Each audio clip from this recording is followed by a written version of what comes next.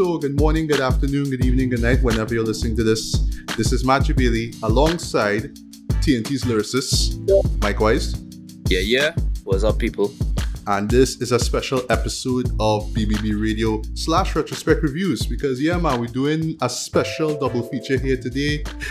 It's going to be about hip-hop. It's going to be about the man, the myth, the legend that is Madlib. And we're going to be celebrating two of his finest albums, or I should say finest collaborative albums. The first being 2004's Madvillainy, where he paired up with the late, great MF Doom. And Pinata, which came out in 2014, where he paired alongside the great Freddie Gibbs. So yeah, man, we're going to be celebrating both albums because in the case of Madvillainy, it's going to be turning 20 this year. And in the case of Pinata, it's going to be turning 10 this year, right? So yeah, we're going to be celebrating. It's just going to be a Madlib double feature. That's really what it is, right? But I couldn't do this by myself, of course. I mean, so I had to reach out to Micwise, right? So, yeah, man. Let's not waste any more time. Let's jump into. Let's start things off with Madvillainy, right? So, if you saw the first episode of my Hip Hop Sub 10 podcast, right? I ranked Madvillainy as my number 8 pick of best hip hop albums of all time, right? And I'll just do a little pre-ramble in terms of how I discovered that album, right? And then, well, Micwise, you jump in, you tell me about your history with the record, and then we'll just do like a track-by-track run-through of it, right? Right, so Madvillainy, I didn't even know at the time, right? I didn't even know who Madlib was. I didn't know who MF Doom was, right? And it was just one day, I was just watching an episode of Boondocks, right? Let's Nab Oprah. It's actually one of the best episodes of that show, hands down, right? And I heard 3 songs from it, right? Which was All Caps, Read, and Strange Ways, right? And this was like the first time I've heard these songs before. Where they were used in that episode was just fantastic in my opinion, right? I'll never forget at the very end of that episode, you saw the album cover for Madvillainy.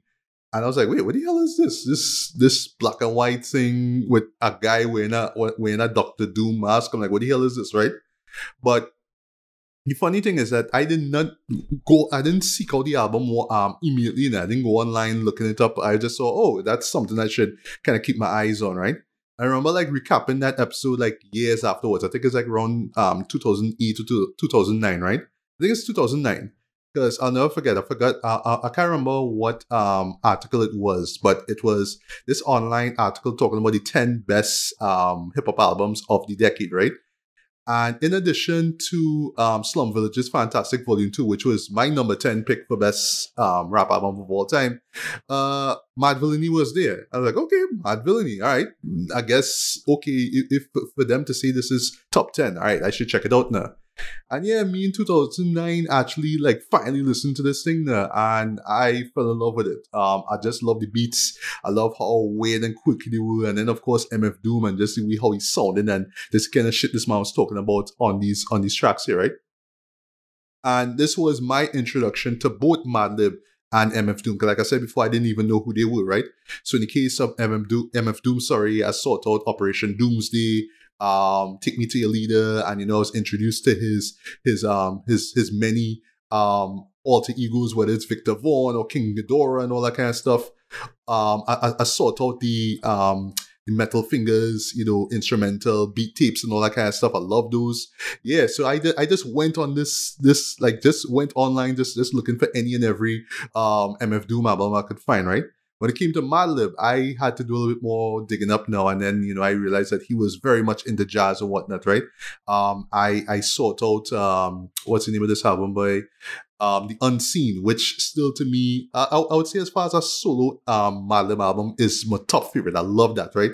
For me, it's a go-to record when it comes to 420. Like I'll just confess, like I don't smoke weed or anything like that, but it's the kind of album that just kind of puts you in that stage, like you're just taking a sort of weed or shrooms, whatever, and just vibing out to it, because it's just this weird mix of like quirky beats and all that kind of stuff, right? Now I'll get to Quasimoto as well too, because that's the alter ego that he assumes there, right? Yeah, this guy pitch shifts his voice. So he sounds like really cartoonish when he's rapping there, you know what I mean? But then ever so often you will hear Otis, that's, Madlib's real name. You'll hear his real voice kind of interjected there now. And it just sounded so weird at the time now. But yeah, over the years, I really, really loved that album, The Unseen. And then, of course, I also checked out his Medicine Show albums as well too, or beat tapes if you want to call it that. So yeah, you know what I mean? I've sought out a lot of his records as well too. But just to wrap things up, yeah, so, if it wasn't for Madvillainy, I wouldn't have known who MF Doom was. I wouldn't have known who Madlib was, right? And then, last thing about MF Doom, and then I'll move on. So, he's one of my favorite MCs ever, in my opinion, right? And I just love the idea that, he just decided, here's what, I just gonna put on this Dr. Doom mask, and that's just me. I just gonna spit some of the illest, weirdest shit you ever hear. But it always sounds clever. It always sounds really intelligent. And even though it's kind of ridiculous and over the top now, I love how he plays on that whole supervillain thing. So everything that he talks about is sinister and really over the top and whatnot. And just his discography though, I thought was really solid. And like many people back in 2020, I was heartbroken when I heard that this man passed away, right? And what make it even worse so, because 2020 was a shitty year as is, right? Yeah, we found this out literally, I think it's in the not around afternoon, I think it's the evening time of All Year's Day, right? It just came out online, the news just dropped, boom, MF Doom died, right? And then I forget, I pull out one of them special blends, mixtapes, boy. And I was just vibing to that until the fireworks went off. Swear to God, I just kind of just vibed in my room, listening to MF Doom beats, just waiting for fireworks to go off. Boy, that was a hell of a way to end that year, man. But not much more I could say. RIP to a legend, right? So, Micwise, your history with Madvillainy, and in particular, was this your introduction to both MF Doom and Madlib? Yes, it was. So like you, the first time I would have heard these two together would have been on the Boondocks.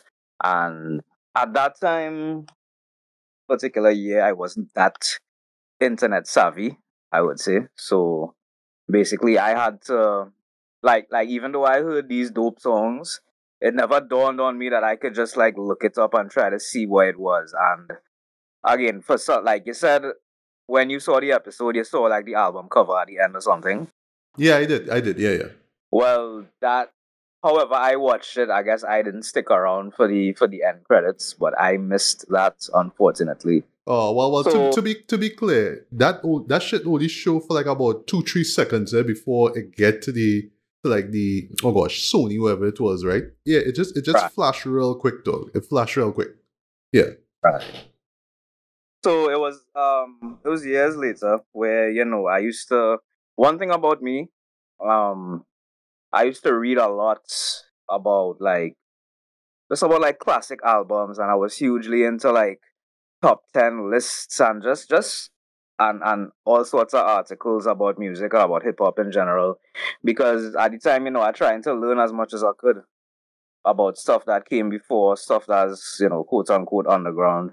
So yeah, I don't remember what list it was or what article, but it was some piece of journalism about this particular album and about MF Doom and Madlib in particular, and the way that the author was writing about their work. I was like, I need to check this album out. And I did. Fell in love with the album in terms of just how it sounded, how it was put together, how Doom rapped, how Madlib produced and made those beats and chopped those samples. And yeah, just basically from there ended up becoming a fan of both, a huge fan of both, because I was also interested in producing myself, and I was fascinated with the skill of beat making. So became a huge Madlib fan. Went down that whole Madlib rabbit hole. Same thing with MF Doom and all his other works, all his other aliases. You know what I mean? So, but to me, Madvillainy is the one true project that stood out from the both of them for many years. All right, understood. And I should mention one thing though before we begin, right? Something that I didn't even know about till like years later. The album was actually leaked now. I didn't even know that till like years later. And funny thing, right? Because there's the album was re-released in this box set, right? And of course it had the beats. You know, in case you all don't know, I love me some hip hop instrumentals as well too. And I could just like listen to hours of just, you know, dope beats, right? So yes, I was happy acquiring those beats for myself, right?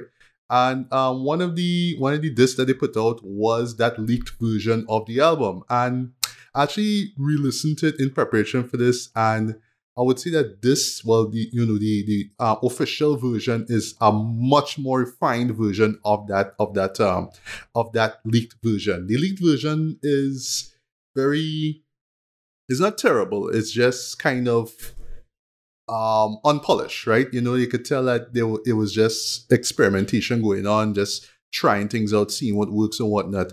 But that's, you know, like you will hear the beats and whatnot, but you'll hear like the vocals. Like MF Doom gave us more like shorter versions of the songs that we hear on this official version. So if you get a chance, you should really check it out. It's a nice, you know, if you want to do like a nice little compare contrast kind of thing with it, right? But yeah, this version here, well, let's just say the official version is a significantly improved version of that. So yeah, in a strange way, long story short, it's a good thing that, you know, that original version was leaked, right? Because yeah, I don't think a lot of people would have remembered it. People would just sort of treat it as, oh, it's MF Doom and Madlib doing weird shit, as opposed to, oh, they're really doing something really out there, really something really special there. You know what I mean? So it's like that. Yeah, for sure. All right, so let's jump into the album itself, right? So, first track is the Illest Villains. This is pretty much the intro for the entire record, and I love how it just perfectly sets up how unpredictable and creative, and creative this record is gonna be, right? And I just love how these vocal samples that clearly pull from like old movies, how they just kind of pop out of nowhere now, and you're just hearing like this hazy instrumental in the background, right? But like the more you hear, like the first time you hear it, it's kind of jarring. You're kind of wondering what the hell it is you're listening to. But the more you do hear it, though, the more everything seems to fit. You know what I mean? And that's a strange thing about this track, and well, you know, the album as a whole. Even with all these weird little vocal snippets, they all seem to fit. There's a sense of logic that's going on, right? And I even like the sort of chopped up and rearranged narration. Because you hear like this guy talking about, you know, Madvillainy and, you know, these two bad guys and, you know, villains and all that kind of stuff. And it sounds like something out of the 40s, like you would hear from a movie. But they clearly like, you know, do some post-production stuff to make it sound like that, right? But if you listen to like the vocals, it's kind of chopped up and kind of rearranged as well too. It's really, really strange, right? And it's something that he would do, Madlib would do later on with Pinata, right? Which you'll get into later on, right? But yeah, you know, solid intro, right? And then we get a fan favorite, you know, when it comes to MF Doom songs and Madlib beats. And for me, this is one of the best instrumentals and best songs from both I should say both MF Doom and Madvillainy in my opinion. Madvillain, in my opinion. Accordion. I love this beat, right? I love how it just takes this simple and very melancholy accordion melody, add some light drum set and a thick bass line, and it's just that kind of beat that will just make you nod your head and then you want to try to recite everything that MF Doom has seen, right?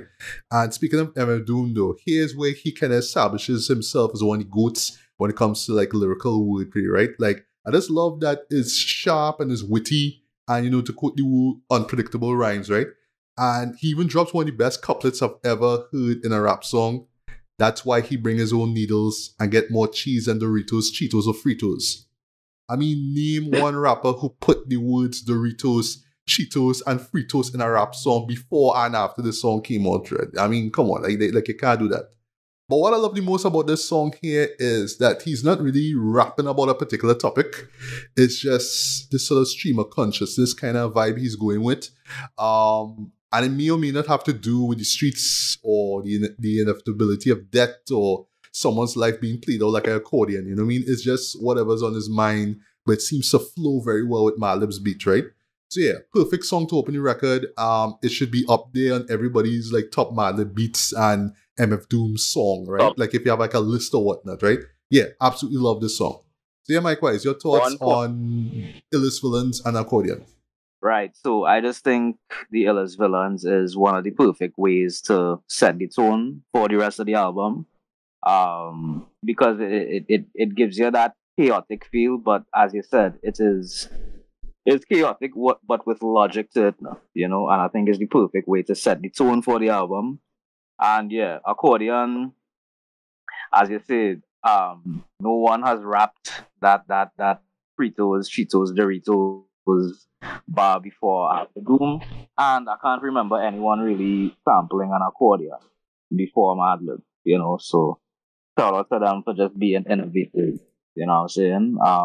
And yeah, MF Doom, I think as you mentioned, stream of consciousness raps, that is basically his hallmark, and that allows for that kind of paved the way for someone like me to do the same, because not every time I want to, you know, sit down and think of a topic and write to this one topic. No, sometimes I just like to sit there, you know, come up with a first couple 4 bars, whatever, and then just kind of let my mind take me on this journey of where the rhyme is gonna go, you know. So yeah, Doom definitely paved the way for what we would call stream of consciousness raps. Right, exactly. So up next we have Meat Grinder, which for me opens with one of the most surreal and unforgettable samples you'll ever hear. And I have to shout out Genius, because yeah, I was reading through some Genius pages to get everything that was going on, right? I realized it was part of this Frank Zappa song called Sleeping in a Jar. Like it's weird, but again, it fits the whole the jar is under the bed, which first time I hear is like, what the fuck? Anyway, right? Afterwards we get this strong rattling beat. You hear some bongo drums, you hear like what sounds like a hula sounding guitar melody, this bing, bing, you know what I mean? So yeah, basically this song is designed to get blazed to. That's what it is. I'm sorry, that's just what it is, right? And just to go back to the leaked version, I'm glad that MF Doom, you know, redid his vocals here, right? Because he sounds better here, right? You know, he has this grim, low register vocal delivery, and it makes him sound, you know, as sinister as the villain character he's playing on this record, right? He also dropped some of the most like esoteric bars I've ever heard from him, and even though like you're not really understanding what it is he's saying, right? It's just so entertaining, right? The way how he flows, the punchlines, the writing is strong, you know what I mean? And yeah, it's just a song to this vibe out too, right? But yeah, I absolutely love this song, especially the beat, right? Up next we have Bistro, which is this dope ass interlude, right? Because I just love the beat in the background. It's just so it's just smooth jazz instrumental in the background. What's so funny, right, is that you hear this bit of sampling in the first half, right? You hear this, how do you do? How do you do? And it's only when I went up on Genius, I realized, oh, it's Humphrey Bogart from Casablanca, right? That's where they got that how do you do part, right? But the setup of it is very clever. Because what MF Doom is doing is he's just basically introducing his alter egos to the audience, right? Because I imagine when this album came out, a lot of people didn't listen to Take Me to Your Leader or Operation Doomsday, right? So basically he is inviting the listener to the Madvillain Bistro Bed and Breakfast Bar and Grill Cafe Lounge on the Water. I love that title, right? But you know, he's talking about Madlib's Yesterday's New Quintet, which is a group, in quotes, made up of his musical personalities, right? You hear a Quasimoto shout out as well too. He mentions King Ghidorah, Victor Vaughn, which is, you know, the MF Doom personas and whatnot. But yeah, you know, overall, I know it's a track that a lot of people skip because they want to get to the next track real quick, but I like it. Well, I should say I love it just because of the beat and just that weird humor that MF Doom has on it, right? And then we have Raid, which features MED, aka Metaphor, right? This was like the first time I ever heard this guy, right? And this was the second of the 3 songs that put me on to this record, thanks to the Boondocks, right? I should say Madlib's beat on this is an instant standout, right? It's bouncy, it's upbeat, it's jazzy. That I mean, it just it just swims in your brain, though. You just kind of want to move on your head, right?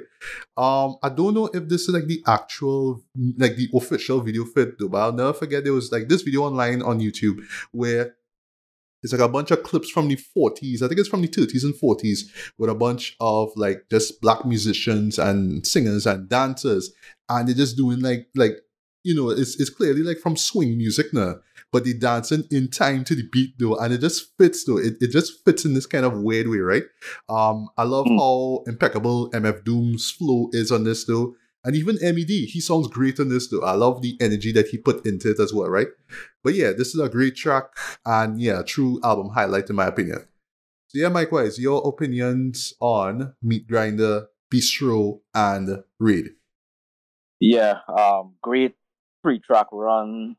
Meat Grinder, that bass line when it comes in for Doom to start rapping, that is one of my highlights on the whole album, right? Just that beat switch that comes in there. And yeah, to me, some of Doom's best rapping on this album is on Meat Grinder. I just love, I mean, I could say it's about, you know, every song on this album and probably every MF Doom song, but the way he, I'm gonna get nerdy here, folks, but the way he rhymes, you know, the multi-syllable compounds is just genius.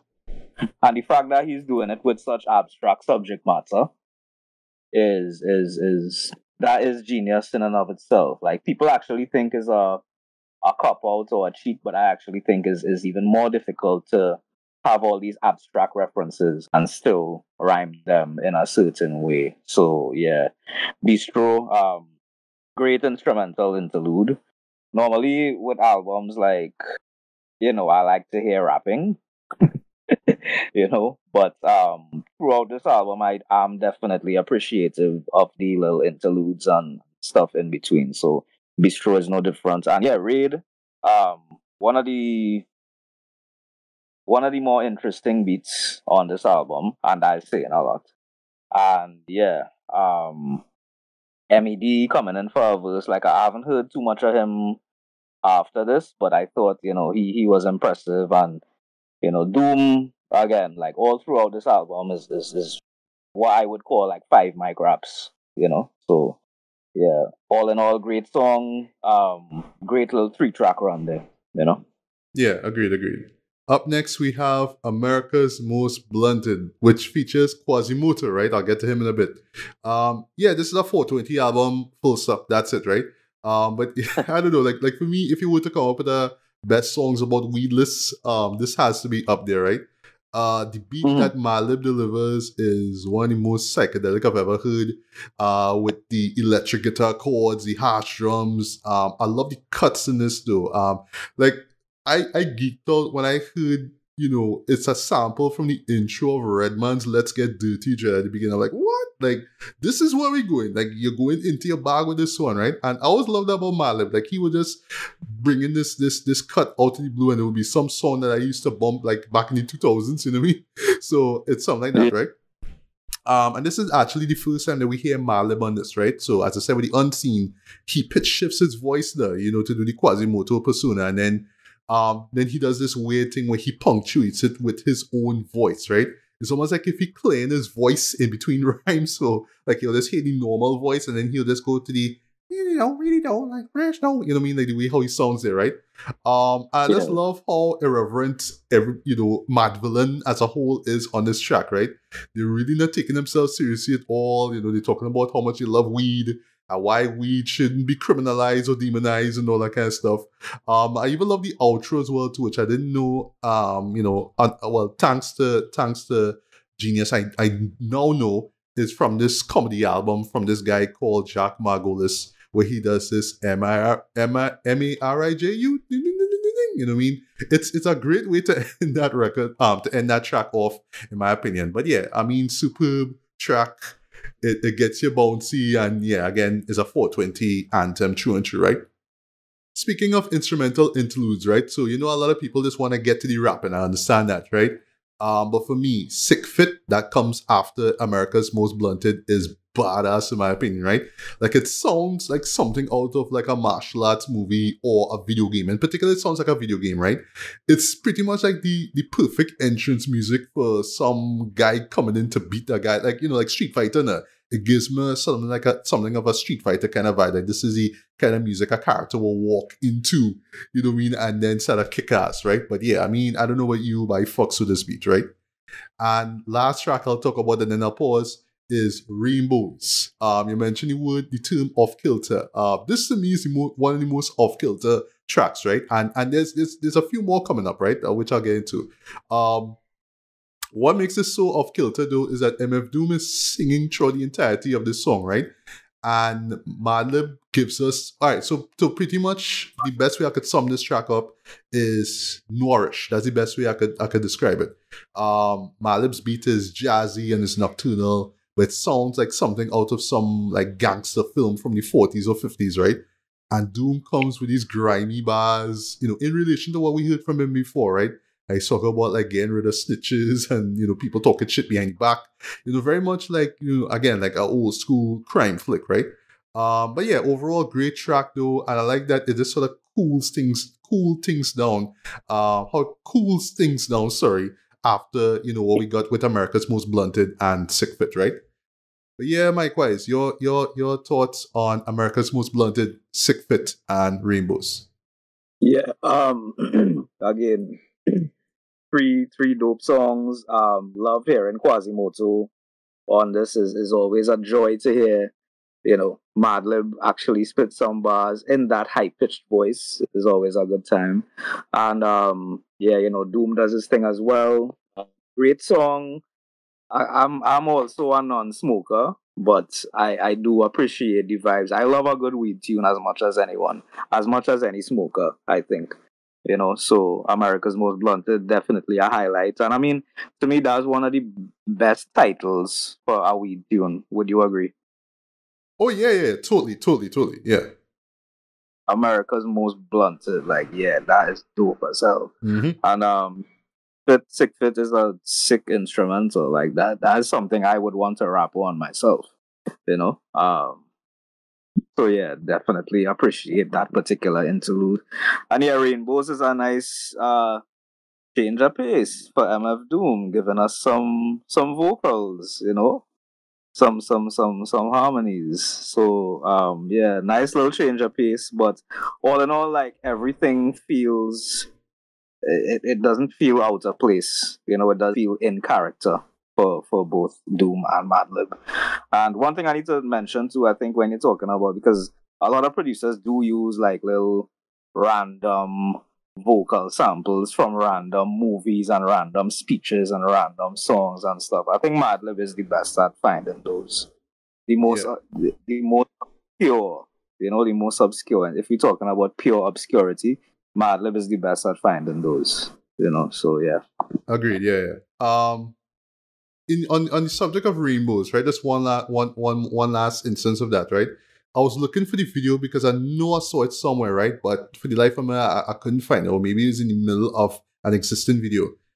I'm not, if I'm not mistaken, I think there's this video with Mos Def, right? You know, now known as Yasin Bey, right? Who's a huge, you know, MF Doom fan, right? I think that he was like in the middle of a studio session. He was like just talking about how great MF Doom is. And I think he was singing Rainbows, you know. I think it was a moment where he was singing Rainbows. I know that there was a bit where he referenced the accordion track with the Doritos, Cheetos, and Fritos thing. I know he mentioned the food track, beef wrap. I know he mentioned some bars from it. But I think if I'm not mistaken, there was a bit where he was singing Rainbows, you know. I have to look for that. I really have to look for that. I don't know if you're familiar with it. It's the video, you know, where he, you know, again in studio just talking all this kind of stuff. But I don't know if the rainbow stuff took place there or not. Maybe I saw it elsewhere. I'm not too sure. I'm not sure, but yeah, I know the video you're talking about where he's like holding the vinyl, and yeah, he rapped beef rap. I think he spit rap snitches as well, if I'm not mistaken. I think so. Yeah. All right. Yeah, I know that. Yeah, and it's a great video too. Because I mean, even like when I saw it first, I didn't know he was that big of a fan. Okay, wow, you know what I mean? I think probably, well, hopefully with that video, it put a lot of people onto Madvillainy album, right? And up next we have Curls, right, which is this short, sweet, and surprisingly somber, right? Like lyrically, that is right. Track, right? It has this downbeat instrumental from Madlib. Cynical bars, in my opinion, from MF Doom. You know, he's talking about getting money, and apparently, like he in the past, he was a kleptomaniac, or at least he used to be stealing money or stealing a lot of things when he was young. You know what I mean?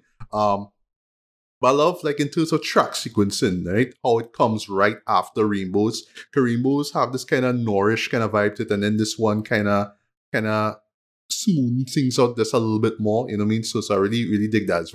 It's a very laid back track though, in my opinion. I really dig this, right?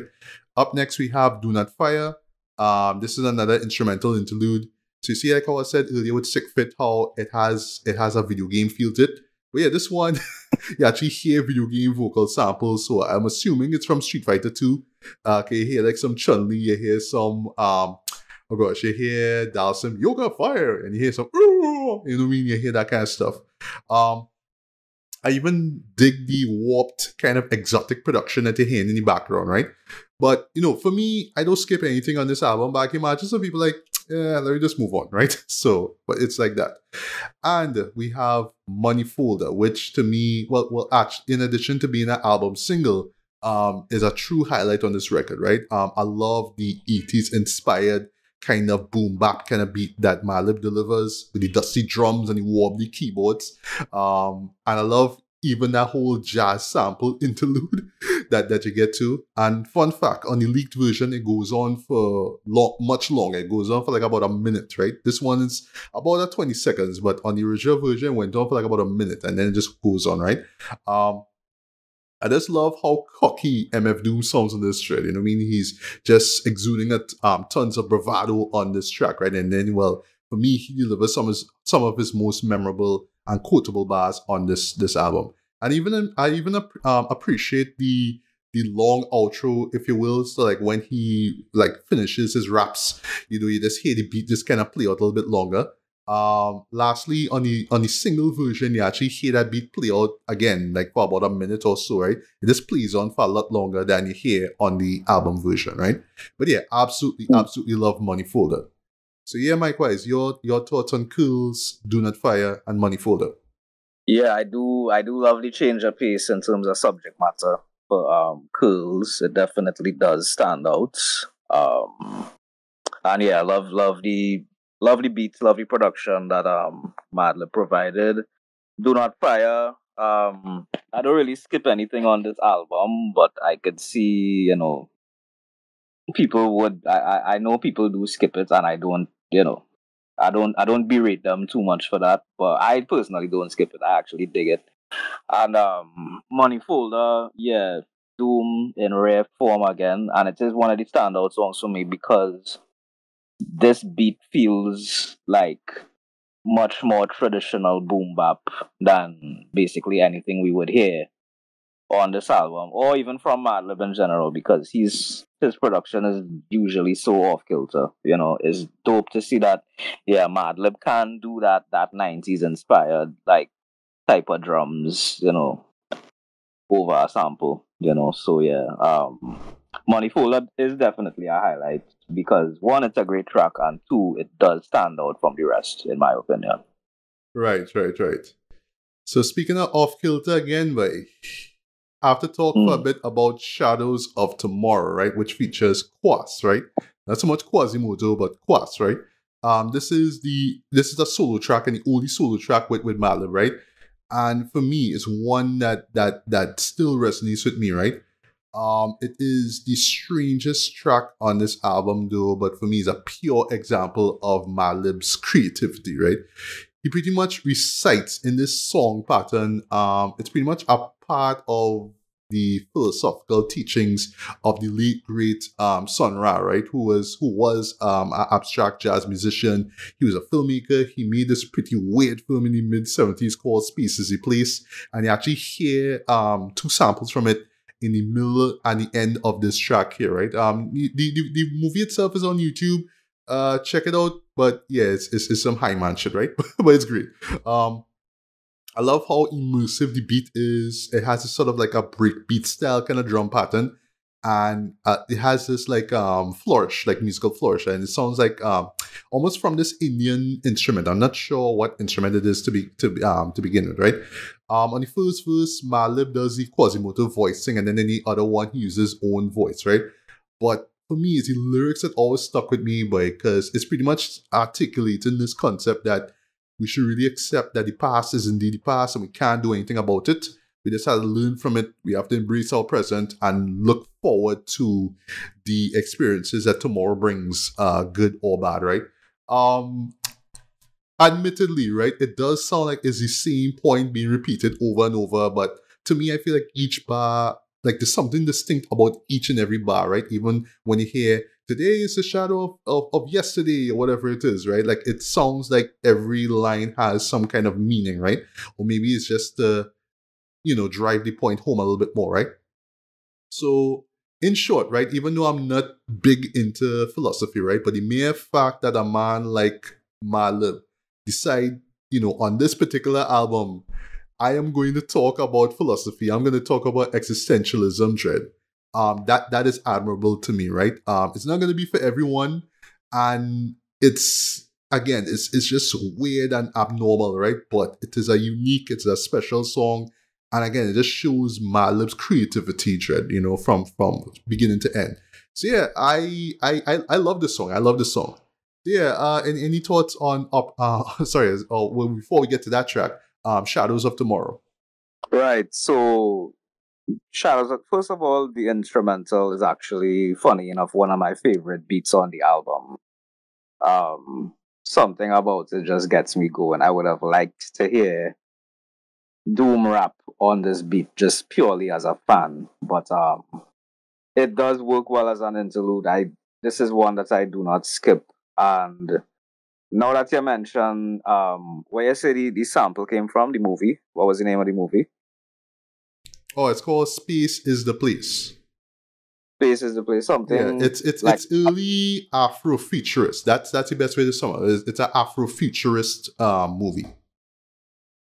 Yeah, I'm probably gonna check that out, because but trust me when I say it's some weird shit, right? The mere fact that it came out in the 70s, well, I mean, yeah, that's all I'll say.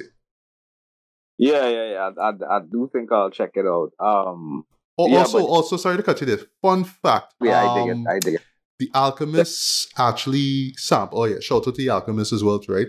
Also sampled a scene from that movie as well too. It was off of one of his, I think it's This Thing of Ours, which he dropped in 2021. The first track, Nobles, that's with Earl Sweatshirt and Navy Blue.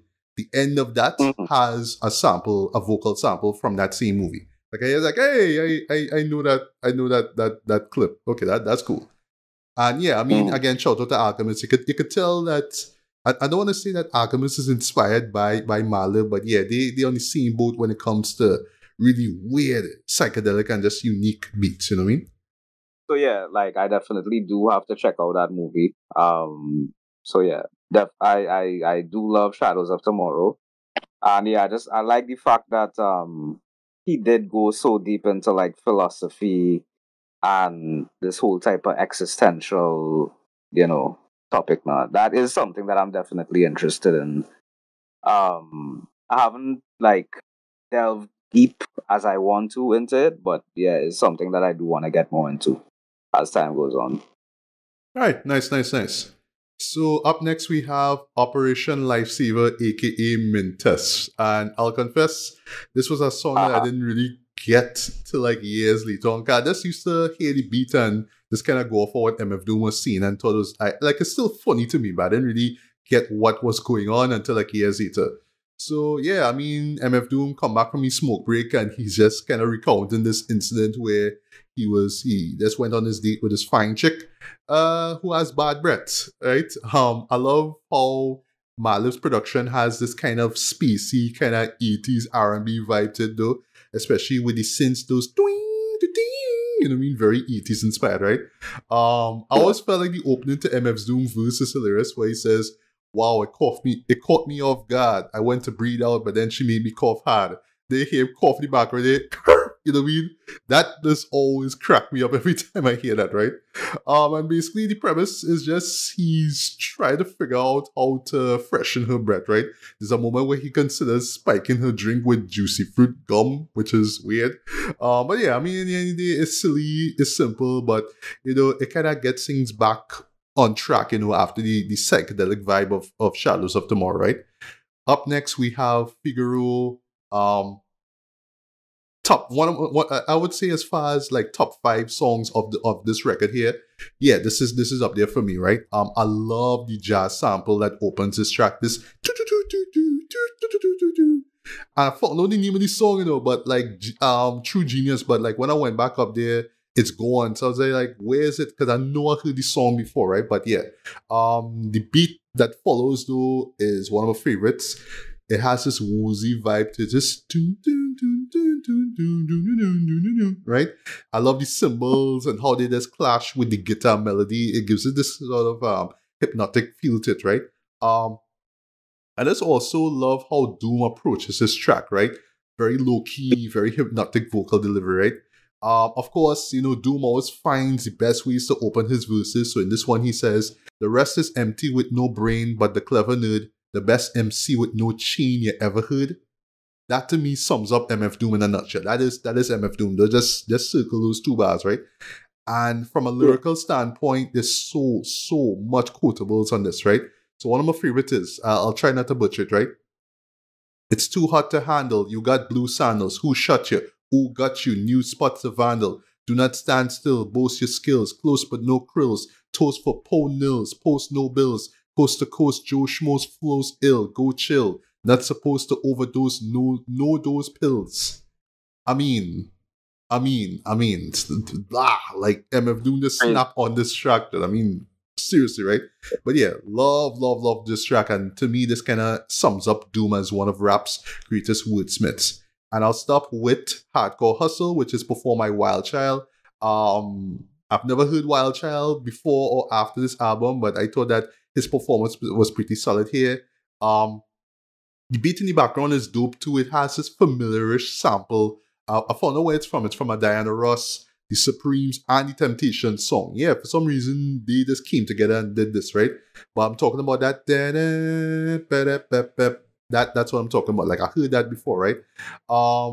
And Wild Child's verse is pretty dope as well too, right? And I love how he ends it with intervals in the shape of a mic get pushed straight to your heart, like, and then you hear this guy dying, like he just getting kind of orgasmic by it. He's just like, oh, you know what I mean? But the idea is that Madvillain literally come up to him with a mic and stab him in the heart with it, right? Which is some grimy shit, right? But yeah, I mean, again, you know, just putting us on to this new artist, well, new in quotes. Yeah, I appreciate that, man. So that was Hardcore Hustle. Yeah, Mike, your thoughts on Operation Lifesaver, Figaro, and Hardcore Hustle? Yeah, well, Operation Lifesaver, definitely some comic relief there. I do appreciate the creativity with the concept. Like, I mean, who writes a song about that? You know? So yeah, definitely funny. Had a real good laugh revisiting it all these years later, and just because I can appreciate it for what it is now as I got older. You know, it's not meant to be taken that serious. Figaro, lyrically, this is one of Doom's best songs of his whole career.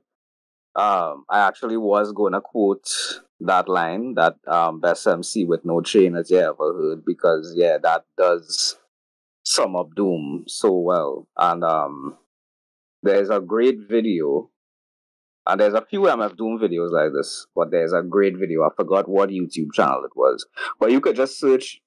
You could search YouTube and just search MF Doom or Madvillain, depending on which one. You could search that Figaro and rhymes highlighted, and this is one of those channels that basically highlight MCs who do the multisyllabic rhyme thing at a high level. Right. And so on channels like that, you'll see a lot of like Doom, you'll see a lot of Eminem, you'll see Big Pun, Shout out to Steelu, who actually featured myself a couple times. Yeah, You know, I remember when you posted those. Right, yeah. And yeah, so that is a great way to just kind of visualize how well MCs rhyme, and with Figaro in particular, like that one other piece that you quoted, like you actually see how many words per bar is actually part of a rhyme scheme, you know, with same words of, you know, the other bar. So yeah, that's some like rap nerd type shit, but you know, I love that type of shit, so I'm gonna talk about it. So yeah, Figaro, one of Doom's best songs for me ever. And yeah, Hardcore Hustle. Yeah, I think Wild Child did well. Is a shame, you know, I never heard anything from him after as well. But I think again, I would have liked MF Doom verse on it, just for Doom to go alongside Wild Child, but you know, it's still a great showcase for him, I think, all in all. You know. So solid track, solid track. Yeah, definitely. Up next, we have Strange Ways, which was the first song that put me on to this record in the first place, right? Thanks to Boondocks, right? Here, Doom gets socially conscious, right? He's talking about two stories. Well, just before we get to these stories, right? I love Madlib's production in this, right? Because it's like grimy boom bap, but it also has these dramatic strings in the background. You hear these vocals in the background as well, right? Compared to everything else that we heard before, it's very bleak. Cause it just kind of presents a scenario, asks the questions, and we get no answers, right? The first story that Doom tells is about this cop who sees this random drug dealer, and he's kind of considering whether he should arrest him or shoot him, right? But the idea is that the drug dealer, you know, kind of doing this to feed his family, right? So the mindset that he's on, right, is a lot different. So it's like, hey, cop want to kill me? Boom, I'm going to pull my gun and kill him first, right? So it's that kind of attitude. The second one is political because, you know, he's talking about, well, at the time, the Arab-Israeli conflict in Palestine and Israel, right? But what makes it so frightening, well, here now, it kind of compares to what's going on right now with the whole Israel-Hamas war that's, you know, going on, right? Yeah. But the whole irony about it is, you know, it's just the whole irony of war itself, right? There's just a bunch of soldiers who sent out in the battlefield to die, and the people who pretty much send them out there, you know, pretty much staying safe and fed, and yeah, they have money, right? So it doesn't matter to them who wins or loses at the end of the day, right? But I mean, it's a genuinely heartfelt and powerful moment on the record, and it just really shows the versatility that Doom and Madlib have on this record here, right? Up next, we have Fancy Clown, which features Victor Vaughn. So this is the MF Doom, you know, alter ego, right? So yeah, you know what I mean? And it's funny thing because thanks to this, I got on to Vaudeville Villain, right? Which, yeah, is easily up there as one of the best MF Doom albums, right? But again, it's one of those songs that, you know, when you hear it, like, you know, first set of times, and you don't really know, you think you have an idea what's going on. And then it's like years, it's like, oh shit, that's what he's saying? But pretty much, right? And I should mention, Madlib has this really lavish, very bluesy instrumental too, right? I really love the beat here, right? So Victor, right, is calling up his ex and pretty much like making she out, right? Because she cheated on him. But she cheated on him with MF Doom. So, you know what I mean? And it took me years to understand that, right? But like, it's pretty much a phone call that he's making, right? But there's a moment where he says, don't make me have to pound his tin crown face in. And there's another line where he says, that's you if you want to do that, wear a mask all day, right? So yeah, he is pretty much calling out the main character, or one of the two main characters of this record. That would be Doom himself, right? But you know, it's one of those songs that you have to kind of be familiar with the Victor Vaughn persona. Just the whole MF Doom personas in general to get it, right? But, you know, because surface level is just, hey, you're calling and like, you know, what you do this for, bitch? You know what I mean? That kind of, right? That's really what it is, right? And the man real makes shit out on this record, I will not lie. But it's when you realize he's, you know, talking about one of his personas. That one makes it really hilarious, right? But yeah, love this track, right? And then lastly, we get, technically it's an interlude, but I'll call it a song anyway. which is performed by Stacey Epps. I didn't even know this, but she did some background vocals on the track Next Level, which was on Take Me to Your Leader, right? That's a King Ghidorah track, right? Some people might find it kind of out of place, but for me, I think it works because the beat is very relaxing, very nocturnal, and it fits with the vibe of the album again, right? Of course, again, I don't smoke weed, but I can imagine a lot of people who do getting high to this shit, you know what I mean? Which is the best compliment I could give this man. And I mean, I enjoy the hell out of this song, right? But again, I can imagine some people skipping this entirely, right? Dear Mike, your thoughts on Strange Ways, Fancy Clown, and I? Yeah, I think Strange Ways and Fancy Clown are two examples that you could show people when they say that Doom doesn't quote unquote rap about anything. Because I know that's a common critique from, Doom haters, as the best thing I could call them. Yeah, Strange Ways, definitely poignant, definitely creative in the way he tackled the subjects. And Fancy Clown, I mean, what a concept, because we have these different personalities as part of the one man. And yeah, on the surface, like as you say, if somebody doesn't know about the MF Doom lore and the whole MF Doom shared universe, the Doomiverse, I just coined that. I see what you did there. Yeah, I need to tweet that and put that out into the world before anybody else. Put it out, yeah. Yeah. Yeah, I think it's dope where it's like, oh, is Victor Vaughn talking about just airing out this girl who cheated on him, but it's like, oh, she cheated on him with MF Doom, which is quote unquote himself. Like, oh, okay, that's dope. And that's hella creative and a hell of a laugh when you actually realize what is going on. So those are two standouts for me back to back. And I'm not mad at I at all. As you say, definitely a mellow, relaxing beat. A kind of a change of pace from Madlib. At this point in the album, and yeah, I don't knock it at all. I don't knock it at all. Once in a while, I may skip it, depending on the context of my listening experience at the time. But nah, overall, I dig it still, man. You know what I mean? So yeah, three great songs then. All right. And last 4 tracks. So first we have Supervillain Theme. This is the most dramatic and supervillain sounding beat out of all the interludes for this, right? I like it. I think it's enjoyable, but I could imagine some people just jumping into the next track, right? Which is all caps, right? This is the third and final song used in the Boondocks episode. And every time I hear this song, I still remember that badass fight with Huey Freeman and Bushido Brown. I love that scene. I fucks with that scene. It's so badass, right?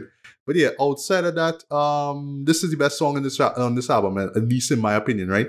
All caps, like this beat, production-wise, sounds like fight music, right? From the sort of flute-like mean melody that you hear and the pianos in the background, the no, right? And the boisterous horns that just interrupt them on occasion, right?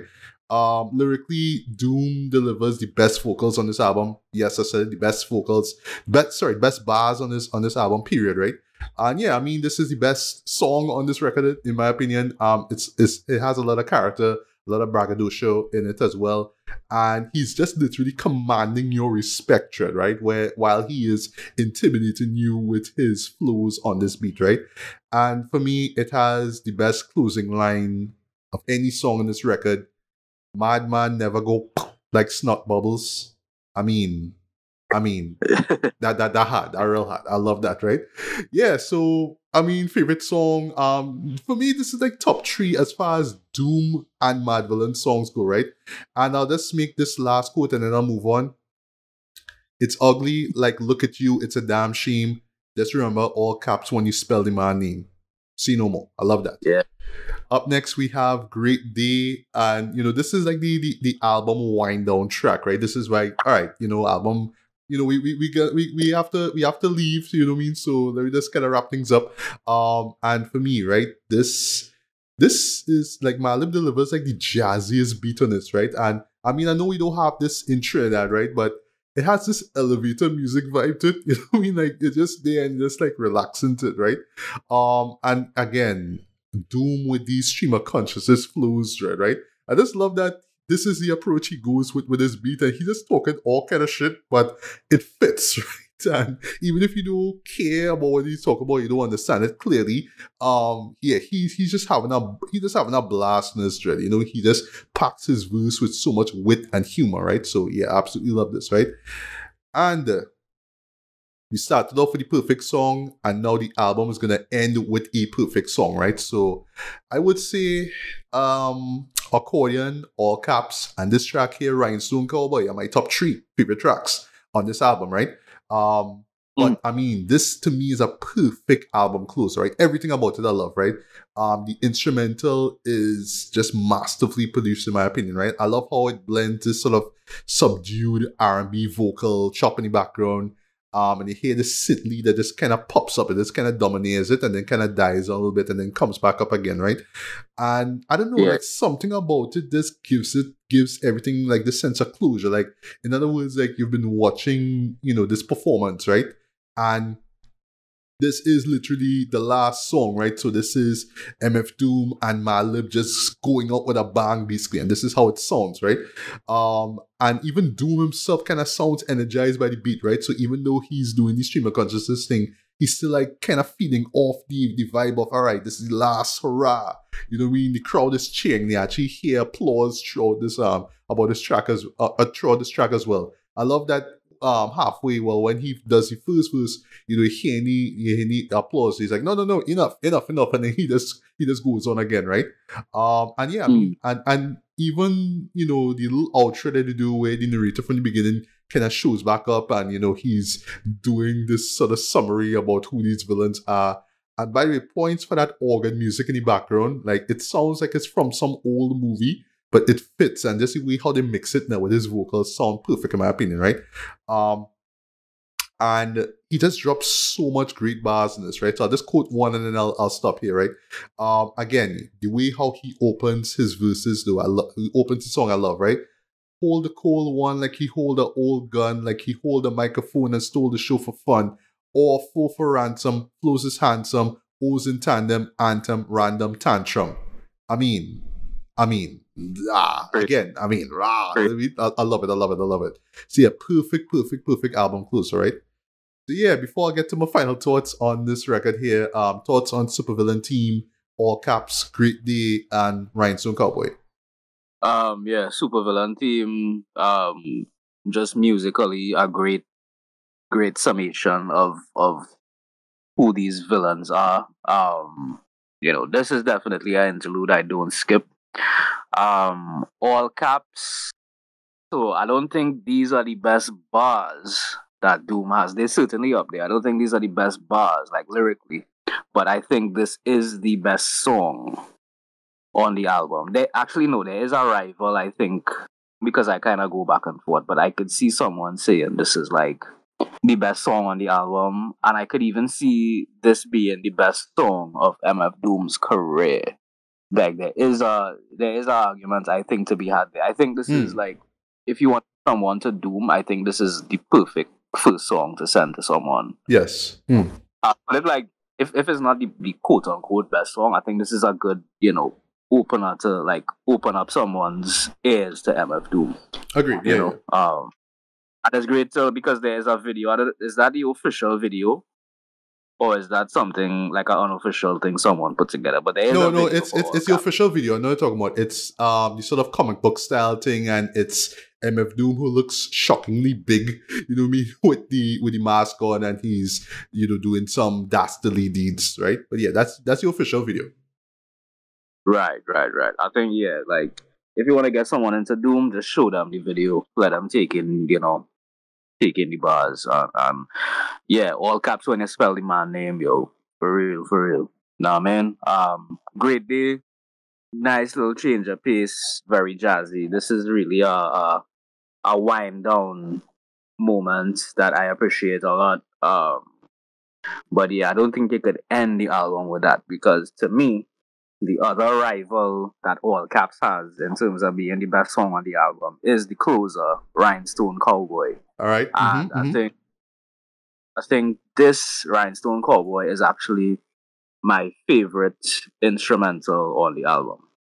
And this is like a top 5 Madlib beat for me. Could even be top 3. Something about this. Yeah. I don't know what it just hypnotizing. It makes me want to rap, and it makes me want to like zone out at the same time. Like, it's weird. It Yeah. accomplishes two emotions and feelings at once. But yeah, this is brilliant. This is one of Doom's best lyrical performances ever, ever, as well. And yeah, this is just a perfect album closer. This is a perfect song. You know, Agreed. Agreed. not just a perfect Doom song or perfect for Madlib. I think this is a perfect song in the scope of just hip hop in general, right? So yeah, incredible way to end it. Rhinestone Cowboy, one of my favorites. Right. Nice. Yeah, I mean, not surprising. This album gets a 5 out of 5 for me, man. Like I said, earlier on, this is, in my top 10. Well, this is number 8 for me as far as, favorite rap albums of all time. I mean, not much more I could say about it. I mean, it's perfection in my opinion. It takes Madlib's creativity and imagination when it comes to like just these wild, unique beats. And I don't know, it's just something about Madlib and just getting the best and making the best with the people that he collaborates with, right? So, if it's not him, it's Freddie Gibbs, who you're going to get into in a bit. It's Talib Kweli, right? And their records, Liberation and Liberation 2, the latter of which was, in my top 10 for last year. Love that record, right? It's a shame that it didn't get that much reception. I think it's because it was on his website, on Talib's website, and then he eventually put it out, on Spotify, I think it was. Yeah. And then, of course, MF Doom with his, weird style as well, to which he had cultivated since Operation Doomsday, right? And was just building over the years with the underground, right? And one thing that I just really admire about Madvillainy is that they didn't really care about, if it was going to be some big commercial success and if there was going to be like videos showing on BT or whatever it is like that. They just made a record that they just wanted to make. They were just on the same wavelength. They just wanted to make something really wild and creative, and that's exactly what they did, right? And I mean, even as somebody who I'm no rapper or anything like that, but I am inspired by that level of creativity. Just to say, yeah, this is the album we want to make. It's weird and crazy, but dog, it's the dopest shit you're ever gonna hear. It's something unlike anything you're ever gonna hear, right? And you could see how this album influenced rappers and producers, right? I mentioned Alchemist as well too. I know that Alchemist was, doing beats around the same time that Madlib does, right? But I will not be surprised if he kind of look at this record and the stuff that Madlib was doing and saying, yeah, I want to do that. And like, if you look at Alchemist right now, it's like, yeah, I just making the kind of shit I want to make, and yeah, you wanna rap over it, cool, you know what I mean? And then you have guys like the Griselda Cam coming through, or Earl Sweatshirt, whoever it is, right? Speaking of Earl, you could see MF Doom's lyrical DNA over his work, right? Yeah, early on, before he joined Odd Future, and more on Earl Sweatshirt later on, right? Yeah, I never forget one of his early mixtapes. He did a rap over all caps. I was like, what? You know what I mean?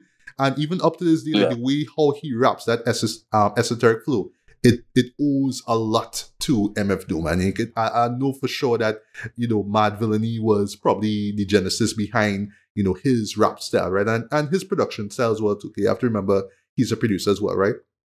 But yeah, ramble on enough. I absolutely love this record. I'm so glad that I was exposed to it, not just through Boondocks, but through that one article talking about top 10 of the 2000s, man. It's an album that I always go to.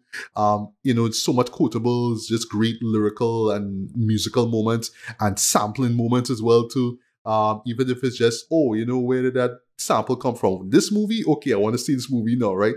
So it's like that. It's the kind of creativity that inspires me, in my opinion, right? And I know that it will inspire, other creatives, years to come, man. So yeah, 5 out of 5 for me, man. So your final thoughts and, obvious rating for Madvillainy. Yeah, well, this was on my honorable mentions for the top 10 yes, hip hop album. Obviously, 5 out of 5 is a 5 mic album if you want to take it back to the source days. Just an incredible body of work, and yeah, you could hear the influence. Because like I even hear, like, to me, even Griselda don't exist without this, because Griselda as they are now. Griselda don't exist without Rock Marciano. Agreed. And to me, Rock Marciano doesn't really go to that Marsburg era thing that he came on with. That doesn't happen, I think, without Madvillainy. Like, you could hear the lineage. You could hear Earl being a direct child of this album and these two artists in general. You know what I mean? And one thing about this particular classic album is that we, you know, based on, well, I'm 35 years old, so I'll speak for me. Like, I got to hear classic albums when everybody else got to hear them, and I got to hear classic albums when it was the popular thing to call this album classic and the popular thing to listen to. So I listened to Get Rich or Die Trying in the midst of everyone else listening to Get Rich or Die Trying. Same thing with The Blueprint. Same thing with, College Dropout and To Pimp a Butterfly, Good Kid, Mad City, right? The difference is with Madvillainy, for a lot of people got into it at like different times. So right now, there's probably a kid discovering Madvillainy. You understand? Like 20 years later. So you're able to basically sit down with this body of work, and you don't have a whole lot of noise about the album, being going to your ears. You understand? You're able to just sit down with the album, listen to it, and appreciate it. And that's how most people's first listening experience is with this album. And I think it says something that people could universally agree on it being a classic without the constant chatter of the public at that time saying, hey, there's this great album that now come out called Madvillainy. No. You understand what I mean? Yeah, I do. Yeah, indeed. So yeah, all in all, perfect album, bona fide hip-hop classic. One of the best album covers of all time too. Agreed, yeah.